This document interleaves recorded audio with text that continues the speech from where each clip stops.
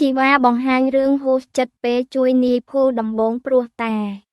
លោកជីវ៉ាបានបង្ហោះសារនៅក្នុង Facebook ដោយមានខ្លឹមសារដូចតទៅរឿងហួសចិត្តពេលខ្ញុំជួយនាយភូពេលខ្ញុំបង្ហោះរូបនាយភូដំបងចង់ជួយនឹងអាណិតគាត់តែត្រូវក្មួយនិងបងប្អូនបង្កើតនិងគ្រួសារនាយភូប្រតិកម្មដៀជេរខ្ញុំថាយកនាយភូមកធ្វើតាក់ទាញចំណាប់អារម្មណ៍ចង់ល្បីហើយឲ្យខ្ញុំជួយលុបចោលរូបភាពជាបន្ទាន់ហាក់បីដូចចង់បញ្ជាក់ឬខ្លាចរឿងអ្វីម្យ៉ាងពេលនោះខ្ញុំមិនព្រមលុបតាមការសំណូមពរឡើយព្រោះគេថាបើខ្ញុំលុបស្មើនឹងផ្សាយព័ត៌មានមិនពិតដូចនេះខ្ញុំមិនព្រមលុបឡើយខ្ញុំដឹងព័ត៌មាននាយភូគឺតាមរយៈមេធាវីខ្ញុំម្នាក់ដែលគាត់ពីរនាក់ប្តីប្រពន្ធឃើញនាយភូកំពុងរត់តុបហើយមេធាវីខ្ញុំគាត់អាណិតក៏ជួយសុំម្ចាស់ហាងឲ្យប្រាប់នាយភូដើម្បីធ្វើការសម្ភាសន៍និងបង្ហោះហើយម្ចាស់ហាងនិងនាយភូក៏យល់ព្រមក្រោយការបង្ហោះមិនដល់1 ម៉ោងផងក៏មានការឆាតនឹងមកសុំលេខដោយអះអាងថាជាក្មួយនិងជាបងប្អូនហើយសុំឲ្យជួយលុបជាបន្ទាន់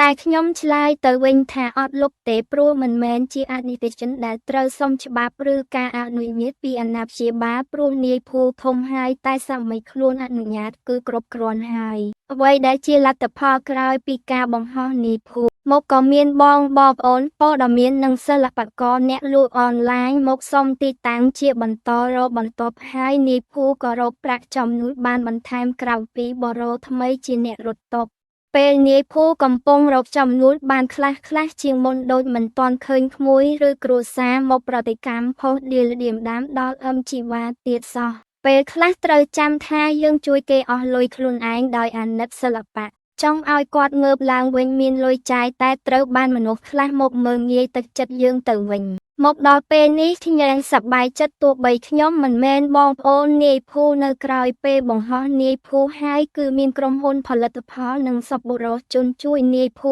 ច្រើននោះហើយអ្វីដែលខ្ញុំចង់ឃើញចំណែកឯបនព្រេងវាសនារបស់នាយភូទៅថ្ងៃខាងមុខយ៉ាងណាវាស្ថិតលើខ្លួននាយភូផ្ទាល់បើមានគេជួយត្រូវចេះជួយខ្លួនឯងដែរអំពើល្អមិនសាបសូន្យដោយក្តីគោរពជីវ៉ារុងរឿង